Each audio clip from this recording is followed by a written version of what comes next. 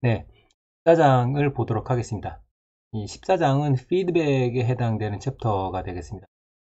이 뒤에 보면 이제 오실레이터라고 써 있는데요. 이 오실레이터라고 하는 것은 이제 피드백 중에서 피드백 크게 나누면 두 가지로 네거티브 피드백과 파지티브 피드백으로 나눌 수가 있는데 그 중에 이제 파지티브 피드백을 활용한 그런 부분이 되겠습니다.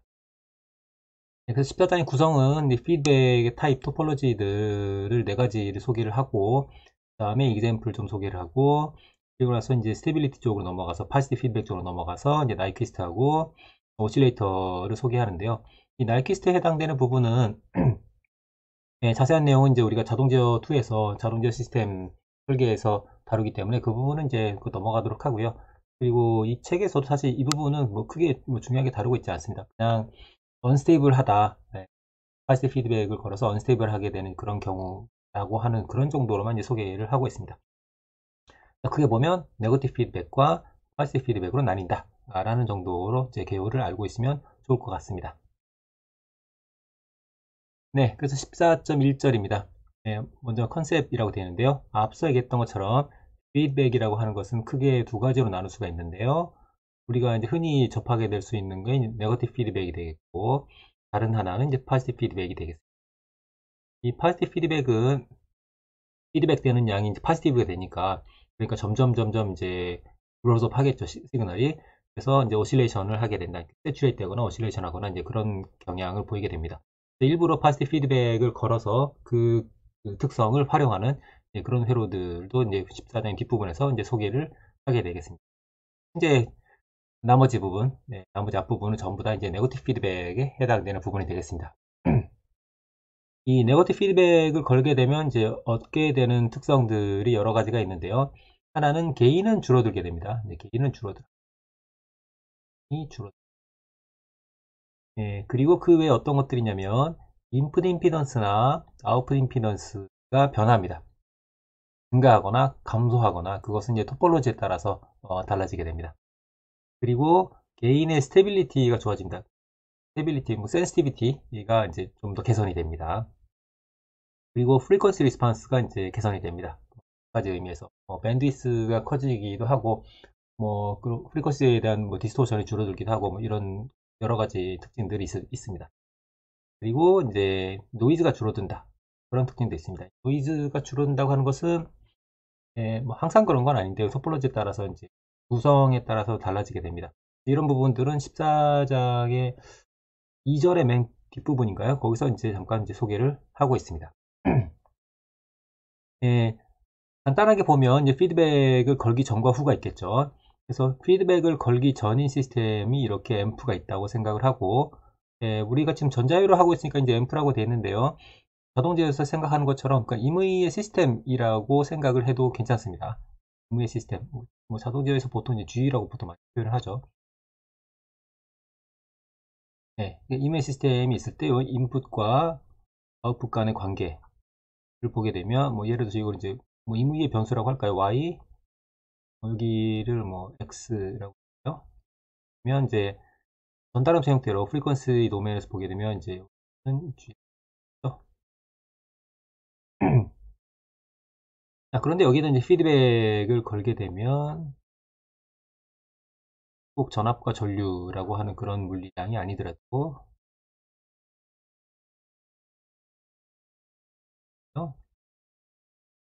는 네, 네.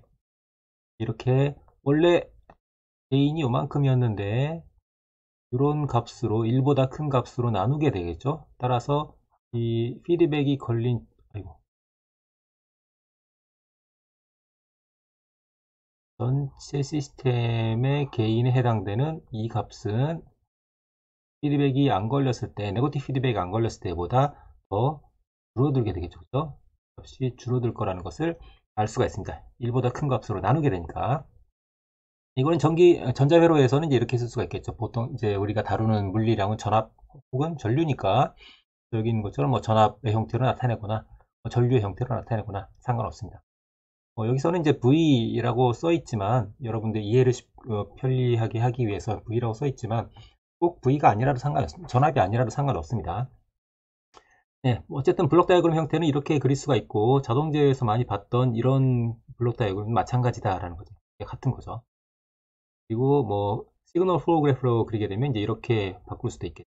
어떻게 하든 상관이 없습니다. 그래서 이제 아웃풋이 어떤 물리량이건 인풋이 어떤 물리량이건 상관없습니다. 그에 상응하는 베타나 A이기만 하면 상관이 없는 거죠. 네, 그래서 이제 피드백을 걸어야 되는데 여기 잠깐 봤던 것처럼 이제 아웃풋을 인풋 쪽에다가 영향을 주는 거죠, 그죠? 아웃풋을 인풋 쪽에다가 영향을 주게 됩니다. 그래서 그럼 이제 전자회로에서는 전기 신호를 다루고 있기 때문에 아웃풋이 가질 수 있는 물리량이 크게 두 가지가 있겠죠. 전압 아니면 전류. 마찬가지로 피드백을 걸게 되는 인풋 쪽도 이쪽도 물리량이 전압 아니면 전류 두 가지 종류가 있을 수가 있습니다. 따라서 컨비네이션을 따져보면 총 4가지 종류가 있을 수가 있는 거죠. 그래서 아웃풋이 전압이냐 전류냐, 전압이냐 전류냐,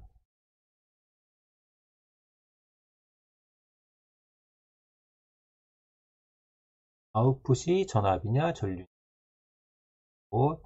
인풋도 마찬가지로 전압이냐 전류냐가 있을 수가 있습니다. 그래서 이제 아웃풋이 전압이냐 전류냐, 인풋이 전압이냐 전류냐가 있을 수가 있는데요. 여기에 대해서 이름을 붙이는 방법은 책을 쓰는 사람마다 좀 다릅니다. 사람마다 다른데요. 이 아웃풋 쪽은 이제 센싱을 하는 부분이고요. 인풋 쪽은 이제 피드백해서 신호에 영향을 주는 이제 그런 부분이 되는데, 아웃풋 쪽은 전압, 전류, 우리 책에서는 전압이나 전류라는 용어를 쓰고, 인풋 쪽은 전압, 전류라는 용어를 안 쓰고 그 대신에 전압이면 시리즈, 전류면 션트라는 이름을 씁니다. 지금 이름을 부르는 방법도 아까 얘기했던 것처럼 출력은 이쪽이 아웃풋이죠. 아웃풋을 먼저 이름을 얘기를 하고 샘플링 하는 쪽을 먼저 하고 우리 책은 이어서 대시한 다음에 인풋 쪽을 나중에 이름을 붙이는 그런 방식을 사용을 하고 있습니다. 사용을 하고 있고 이 전압이나 전류라고 하는 것도 책에 따라서는 전압 대신에 샘플링 할 때는 전압을 커런트,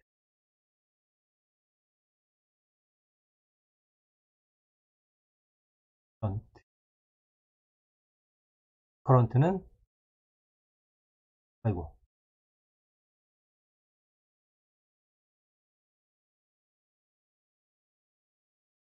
커런트는 시리즈라고 이름을 붙이는 경우도 있습니다. 즉 볼티 시리즈 대신에 션트 시리즈 이렇게 얘기할 수도 있고 여러 가지 케이스들이 있으니까 그것은 이제 그 책을 쓴 사람, 저자, 여러분들이 어떤 책을 보고 있을지 모르겠지만, 네, 다른 책을 보고 있다고 한다면, 그러면 그 책의 저자가 이제 사용하는 그 방식에 익숙해지면 되겠습니다. 네, 그래서 우리 책은 아웃풋을 먼저 쓰고, 그 다음에 인풋을 쓰고, 다음 아웃풋은 전압과 전류, 전압이나 전류라는 용어를 쓰고, 인풋 쪽은 시리즈나 션트라는 용어를 씁니다. 그래서 이런 것처럼 볼티지 시리즈 그러면 아웃풋은 볼티지고 인풋은 시리즈 전압 그런 경우죠. 볼티지 시리즈는 볼티지. 왜 시리즈가 볼티지인지 조금 이따 얘기하도록 할게요. 두 번째는 볼티지 션트죠. 볼티지 션트. 세 번째는 커런트 시리즈, 그다음에 커런트 션트. 이렇게 4가지 토폴로지가 있을 수가 있습니다. 이 샘플링 하는 것과 그다음에 믹싱 하는 것, 인풋 쪽에도 영향을 주는 것의 이제 이름 이렇게 되는 것은 이제 영향을 주느냐 샘플링 하느냐 때문에 이런 이름이 이제 붙게 되는데요. 그 부분에 대해서 잠깐 이제 살펴보도록 하겠습니다. 먼저 여기다 요거 좀 써놓을까요? 인풋과 아웃풋의 관계로 본다면 시리즈는 전압이라 했으니까 션트는 전압, 인풋을 여기다 쓰고 아웃풋을 또 가겠죠. 아웃풋은 볼티지 커런트니까 이렇게 되는 거죠. 전압에서 전압, 전압에서 전류. 이 이름이 이런 형태라는 것은 이제 우리가 알 수가 있습니다. 그렇죠? 그럼 여기가 왜 시리즈 션트가 되는지 이름이 거기를 잠깐 이제 살펴보도록 하겠습니다.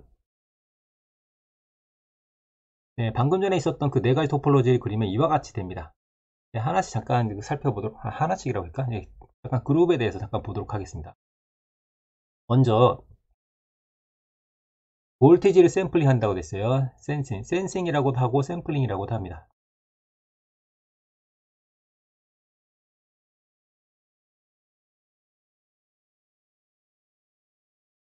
자, 우리가 하고 싶은 게 출력에 있는 전압값에 연동된 어떤 값을 입력에 영향을 주고 싶습니다. 그러려면 출력의 전압값을 알아야 되겠죠. 그죠? 그럼 출력의 전압값을 안다고 하는 것은 출력의 전압을 측정하는 것과 같겠죠. 현재 있는 출력의 값에 가능한 영향을 주지 않으면서 그 값을 알아내고 싶은 거죠.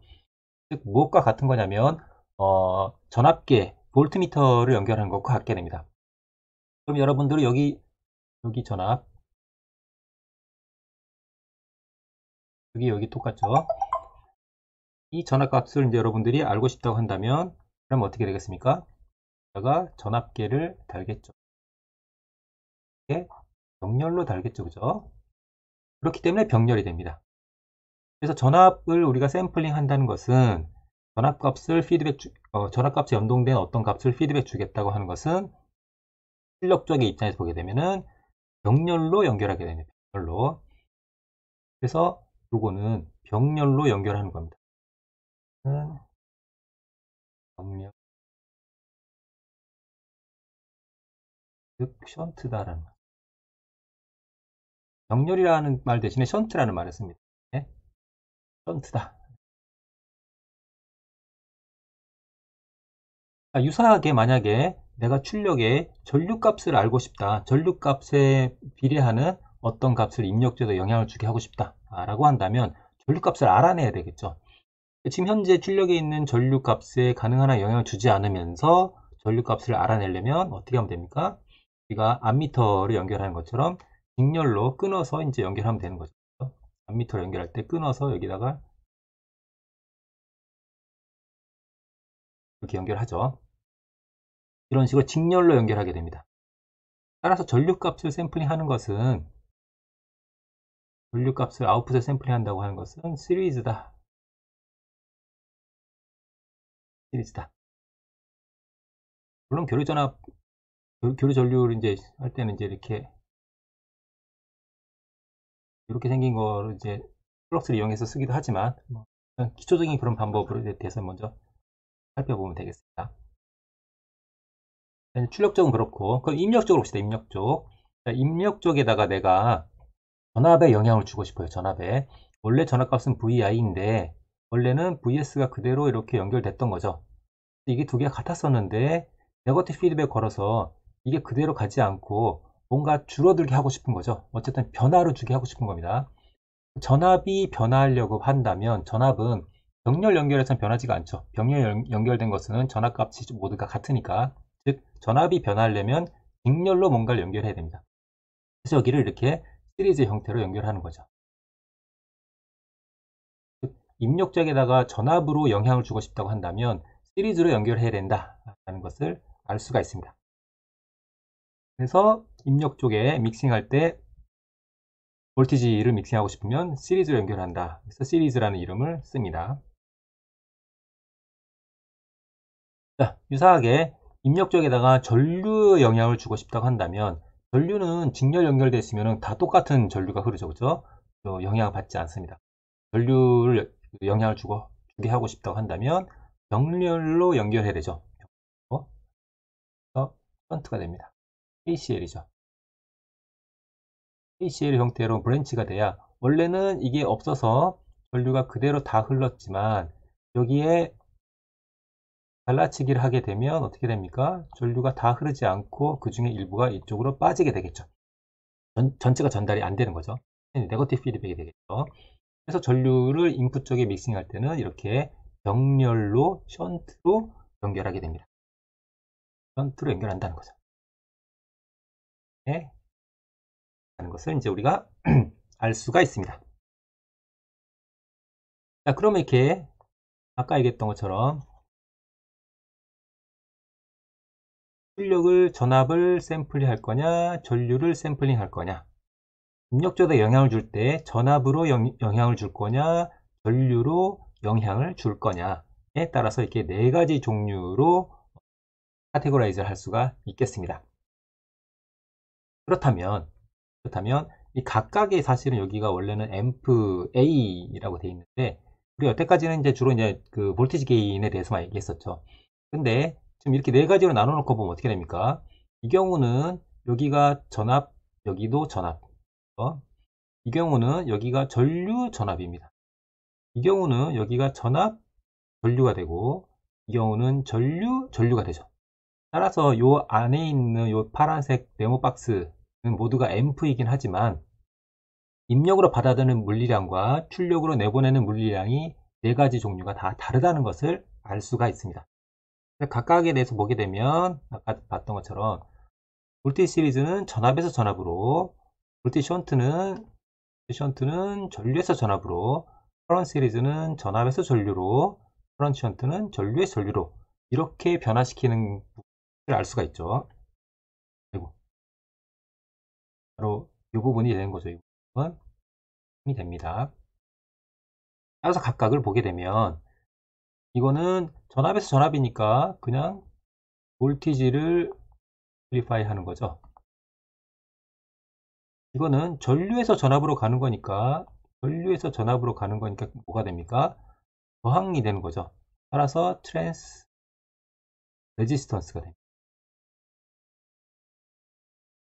이긴 한데 트랜스 레지스턴스가 되는 거죠. 세 번째는 전압에서 전류니까 전압에서 전류로 가는 거죠. 따라서 컨덕턴스가 되는 거죠. 따라서 트랜스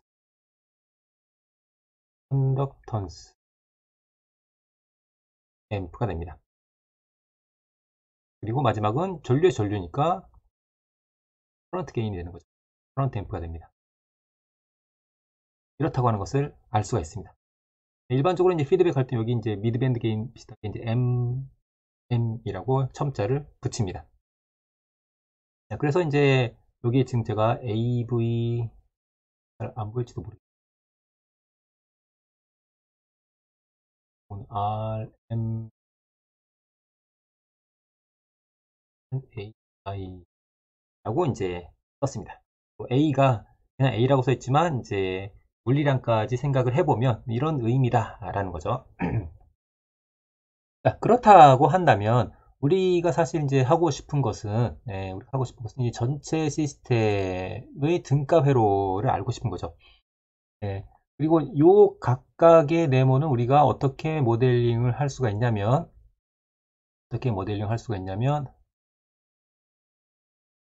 만약에 요거 같으면 인풋 임피던스가 있고 아웃풋 임피던스가 있고 이렇게 있는데 가 전압이죠.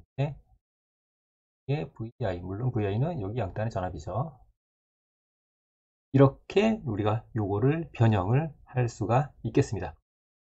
이렇게 이 네모 상자를 투포 시스템이죠. 이 투포 시스템을 지금 우리가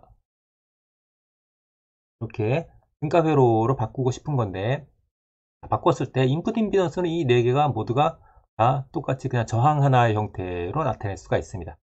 하지만 출력 쪽은 이제 좀 다르게 되겠죠. 물론 여기서 모양은 그냥 인풋 임피던스지만 여기 전압인 경우에는 여기가 VI, 전류인 경우에는 여기에 흐르는 전류가 II 라고 이제 정의를 하면 되겠죠. 그냥 다 쓸까요? 그냥. 그래서 이거 같은 경우에는 이와 같은 형식으로 우리가 이제 바꿔 쓸 수가 있겠습니다. 그럼 이거 트랜스 레지스턴스 같은 경우 어떻게 되겠습니까? 트랜스 레지스턴스는 이렇게 똑같이 인풋 임피던스가 있고 자, 인풋 임피던스가 있고 여기가 어떻게 됩니까? 전압이니까 여기 다 똑같겠죠.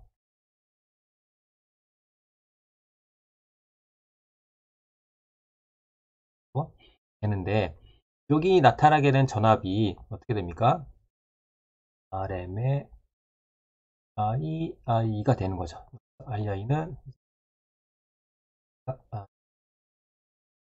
이런 식으로 이제 우리가 모델링 할 수 있게 됩니다. 요 부분이 다른 거죠. 이게 4개 토폴로지가 전부 다 여기가 이런 식으로 똑같은 거 아니다 라는 거죠. 네, 유사하게 트랜스 컨덕턴스 같은 경우에는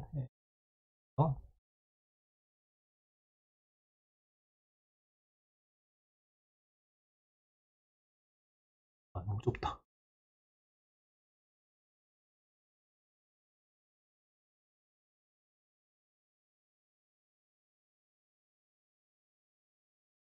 VI가 되고, 아웃풋 쪽 어떻게 됩니까? 아웃풋 쪽이 전류니까 이번에는 노턴의 형태로 해야 되겠죠.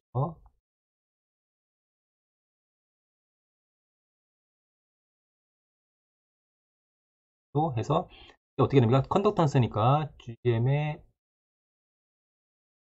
I 라고 이제 하면 되겠죠. 이게 해당되는 거죠. 네, 여기에 해당되는 겁니다. 요 네모에 해당되는 게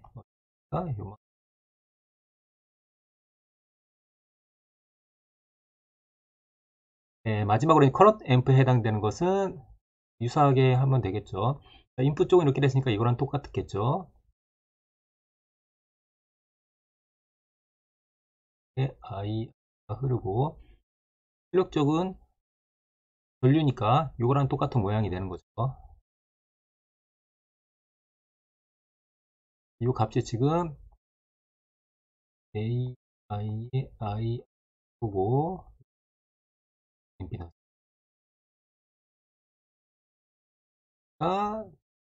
박스가 이렇게 된다는 것을 알 수가 있습니다. 결국 이제 오픈룹 시스템이 이제 이렇게 되는 거고, 피드백이 없는 시스템이, 피드백을 가한 시스템도 결국 이런 뭐 유사한 모양으로 바꾸고 싶은 거죠. 그랬을 때 이게 바뀔 거고, 이것도 바뀔 것이고, 또 바뀌게 되겠죠. 일반적으로 전자결tex에서는 이렇게 피드백이 없는 시스템과 있는 시스템을 구분해서 표현할 때는 여기다가 첨자를 F를 씁니다. 피드백이라고 해서 F라고 아래 첨자를 서브스크립트를 이제 첨가를 하게 됩니다. 자, 그럼 이제 임피던스를 잠깐 보겠습니다. 임피던스. 자, 임피던스 생각을 해보면 만약에 내가 그걸 잠깐 집중해야 돼. 자, 아웃풋 임피던스가 피드백이 걸렸을 때 아웃풋 임피던스 우리가 생각을 해보면 요거에 아웃풋 임피던스가 있을 것이고 예, 예, 그래서 이렇게 해서 피드백까지 합쳐진 아웃풋 임피던스가 있겠죠. 그러면 이 피드백이 없을 때 아웃풋 임피던스가 있을 텐데 요게 요게 추가가 되면 병렬로 무엇인가가 추가가 된 거죠. 병렬로 무언가가. 따라서 요것만 있을 때보다 병렬로 뭔가가 추가가 됐으니까 볼티지를 샘플링 하는 경우에는 병렬이죠. 병렬. 션트 형태죠. 병렬의 형태입니다. 따라서 임피던스가 줄어들 거다라는 것을 알 수 있습니다. 즉,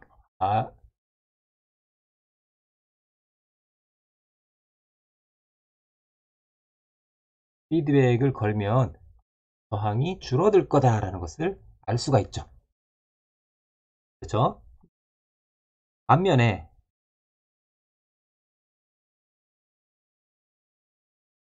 이렇게 시리즈가 되면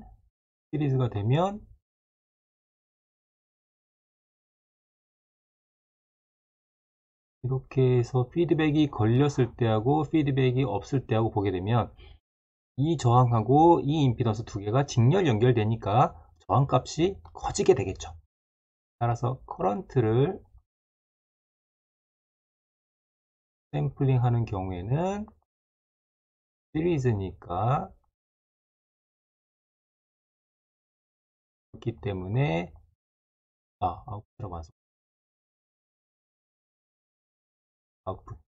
아웃풋 임피던스가 피드백에 걸리게 되면 더 커질 거다라는 것을 알 수가 있습니다.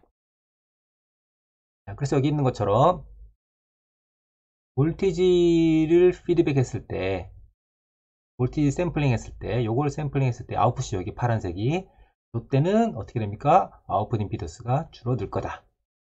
반면에 아웃풋을 커런트를 샘플링 했을 때는 아웃풋 임피던스는 커질 거다라는 것을 알 수가 있습니다. 아웃풋 쪽에 대해서는 그렇고, 반대로 이제 인풋 쪽에 대해서 보게 되면, 이거 괜히 좋구나.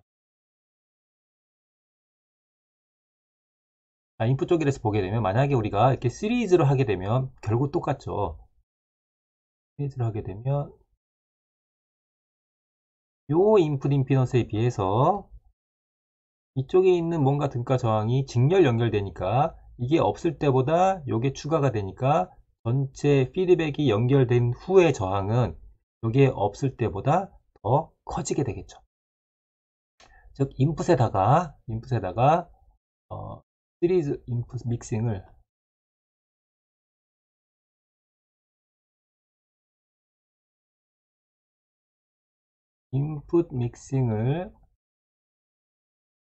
전압으로 하면 시리즈면 그러면 어떻게 됩니까?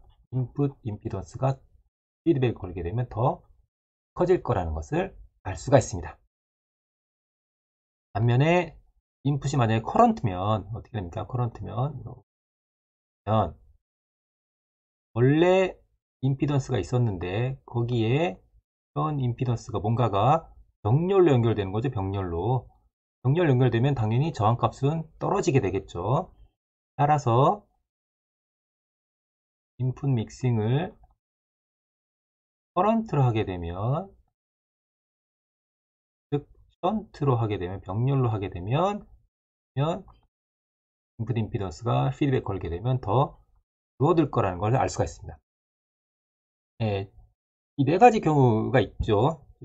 다시 정리하면 여기 있는 것처럼 인풋이 시리즈면 볼티지면 시리즈로 연결되고, 시리즈니까 임피던스가 커지고, 인풋 쪽이 병렬이면 커런트면 병렬로 믹싱하게 되고, 그러면 병렬이니까 임피던스는 줄어들 거다 라는 것을 알 수가 있다는 거죠.